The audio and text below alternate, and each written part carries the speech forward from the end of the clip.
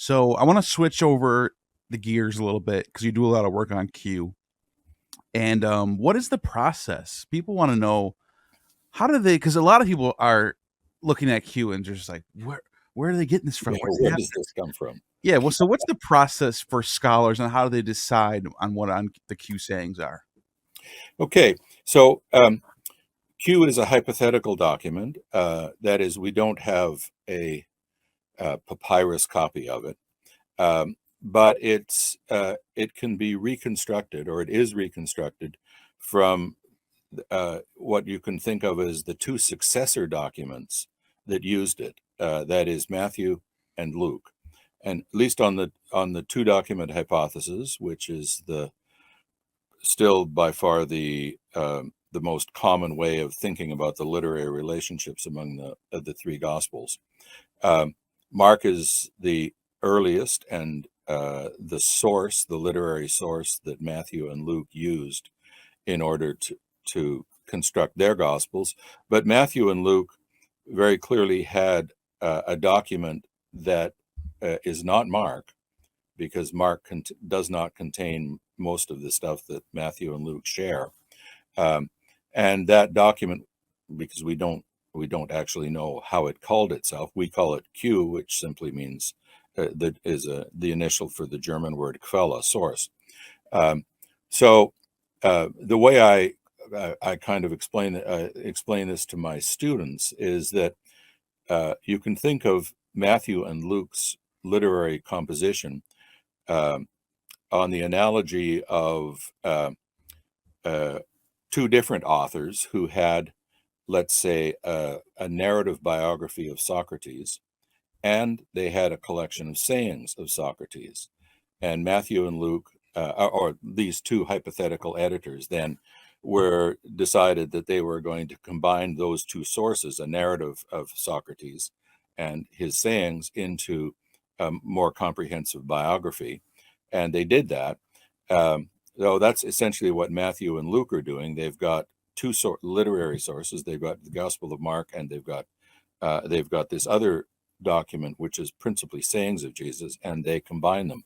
Interestingly, they combine them in different ways. So Matthew's choices in combining these two documents are different from Luke's choices.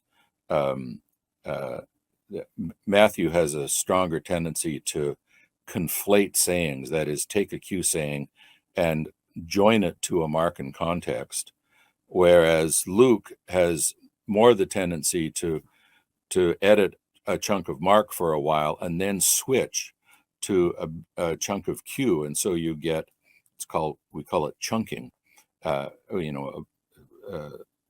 Several paragraphs of Mark, and then several paragraphs of Q, and then back to Mark, and then back to Q, and so forth. So, whereas Matthew is more of a kind of micro conflator who takes a particular saying of Q and sticks it into the middle of a Markan saying. But the general point is they actually treat their two sources differently. They combine their two different sources differently. Now that poses a challenge for us in reconstructing this second source. We've got Mark, and so you can look at how Matthew edited Mark, and you can look how Luke edited Mark, and then you can look at the materials that Matthew and Luke have in common that they didn't get from Mark. So, for example, the Beatitudes in Matthew 5 and in Luke 6. There's a lot of overlap there between Matthew and Luke, and we hypothesize that overlap is due to their common use of this Q document. Now, since we can look at how Matthew edits Mark, you can get an idea of what kinds of things he's likely to do. So a simple example is that in talking about the kingdom, Mark uses the term kingdom of God, and Matthew tends to convert this to kingdom of the heavens. Heavens being a kind of pious circumlocution of the name God.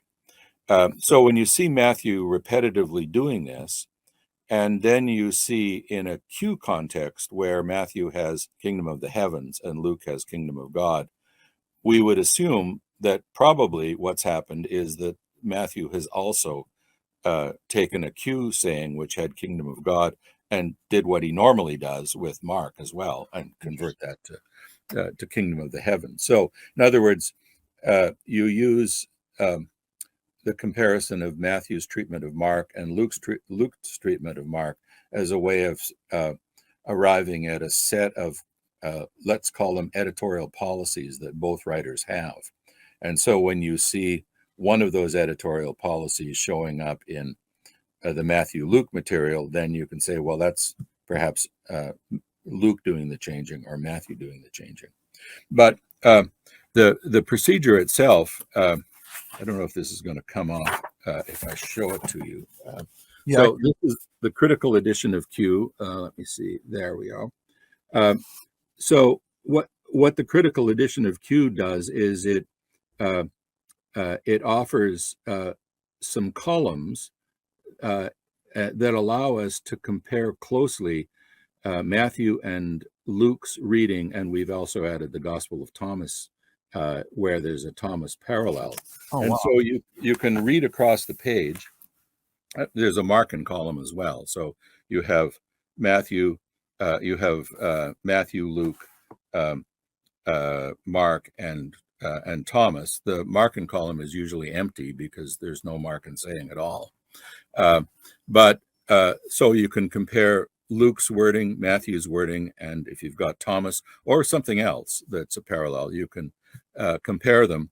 And using the principles that I just identified, that is, when we know something about Matthew's tendency as an editor and Luke's tendencies of an editor, you can use that to arrive at what we think is the closer to the source that both of them are using. So this then amounts to about 4,000 words of text that Matthew and Luke share. And the International Q Project that produced this enormous book of 500 pages or something like that. Wow. It basically simply is a tool. It offers it offers a tool for people to use, a tool that allows them to see Matthew, Mark, Luke, Thomas, and anything else that seems parallel. And then you can see at the bottom of the page what the International Q Project has proposed as the reconstruction of Q in Greek, and then there's an English, German, and French translation of it as well.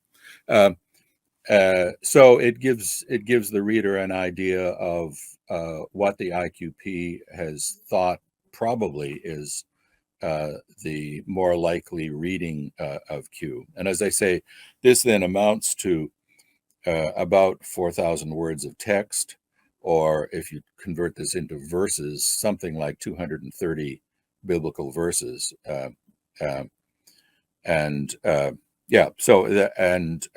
We also make decisions about the relative sequencing of Q, because sometimes Matthew and Luke disagree in the order in which they report Q sayings. And we have to take into account the same kind of editorial procedures. Matthew tends to be much more likely to move Mark and pericope around than Luke does.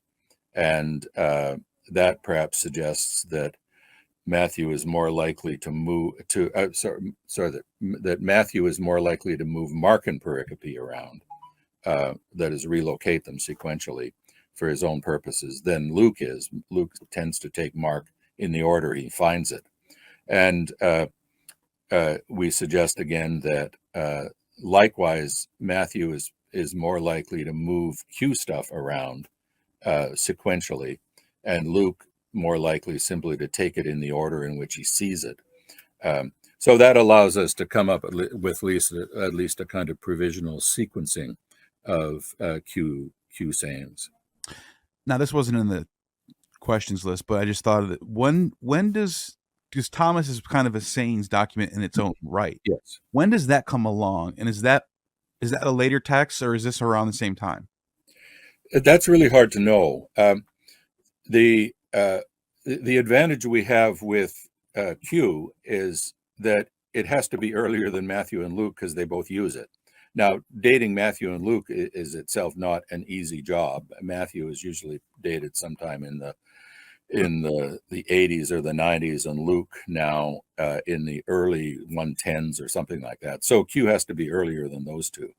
The difficulty with Thomas is that there's really no datable historical references in Thomas that allow you to say this has to have been written after the destruction of the temple, or it has to have been written after such and such a date. There's no historical references in it at all. So it leaves it rather questionable.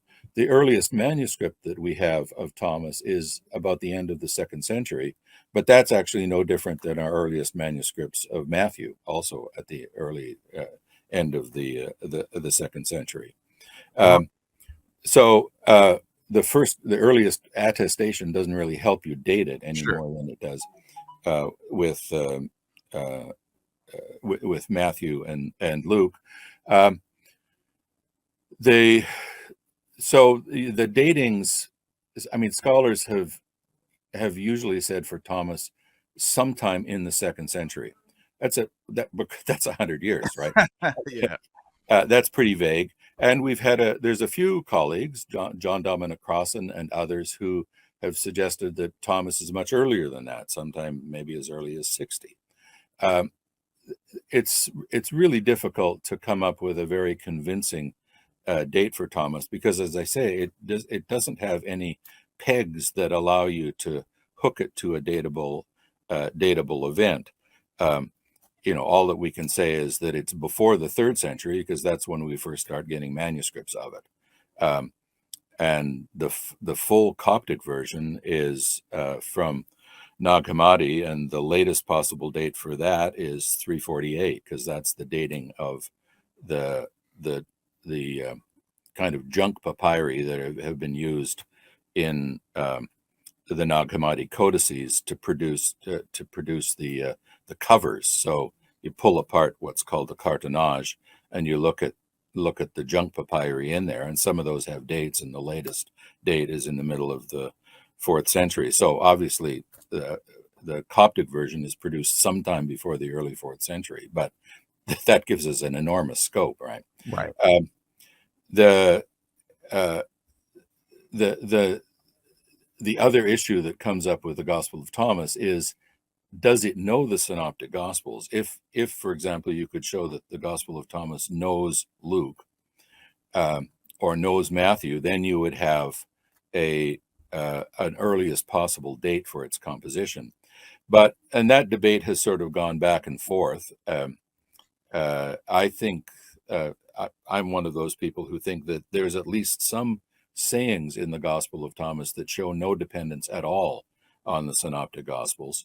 Right. Which means that potentially, say, the parable of the tenants, which is Thomas 65, could be as early as Mark as a saying. Now, when it actually got incorporated into a text called the Gospel of Thomas, that's really unknowable, I think, except sometime in the 2nd century or perhaps a bit earlier. So that's not a very satisfying answer, but I think given the nature of the data that we have, that's about all that can be said responsibly.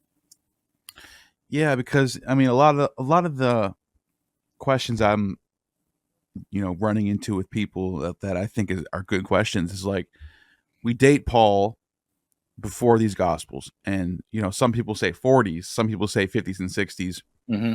But he's writing to churches that are in Macedonia. He's writing to churches that are in Anatolia, and so there already is a network of these associations. Yes. And the question is like, what are they reading? Are they just oral?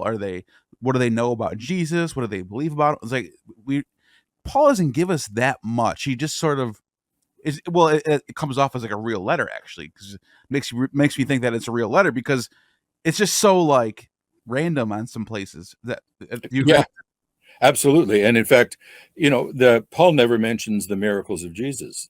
Does that mean that he doesn't know them, or that he doesn't use them as illustrations, or that does it mean that, say, those in Corinth or those in Thessaloniki or other towns, they also don't know that Jesus is a miracle worker?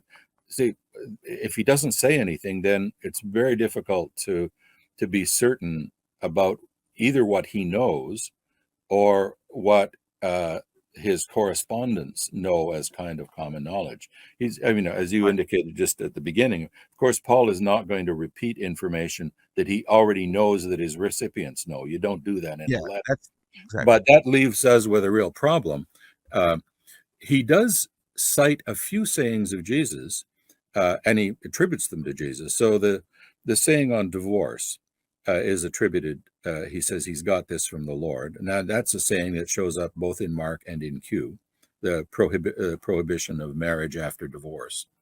Um, uh, and he's also got this saying about the servant or of the minister of the gospel being worthy of his hire. That's in 1 Corinthians. And he's got also the words of institutions for the Last Supper, which doesn't occur in Q as far as we know, but That's it certainly that's occurs in that's a Mark. big one. That's a big one. Yeah. Yeah. So now Mark is already too late for him to know it, but he evidently knows some of those sayings, probably orally, from oral tradition. So I suppose that Paul has some idea of things that Jesus said, and he very occasionally cites them. I mean, it's really interesting how seldom he cites Jesus. If he knew the whole contents of Q or the tradition that ultimately goes into Luke or Matthew, it's kind of curious that he doesn't ever cite it, even when it might have been useful for him to cite it. And as I say, there's no evidence of he doesn't appeal to miracles. He talks about his own miracles or his own mighty acts, but never says, "Oh, Jesus did these things too," or "I'm doing the things that Jesus did," and we don't get any of that. So uh, that leaves us questioning about whether he knows much about that tradition. And of course, he's not a direct disciple of Jesus. He already belongs to the kind of second tier.